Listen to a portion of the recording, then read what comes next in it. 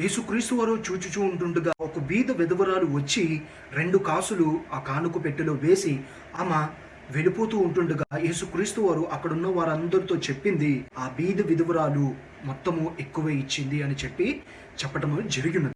వారి సమృద్ధిలో నుండి ఇచ్చి ఉన్నారు, కానీ ఈమె తమకు కలిగిన జీవనం అంతయు ఇచ్చటం అనేది జరిగినది. అన్నీ ఉన్నప్పుడు క్రీస్తును నమ్ముకునటము, అన్నీ ఉన్నప్పుడు క్రీస్తును వెంబడించటము ఎవరైనా చేస్తారు.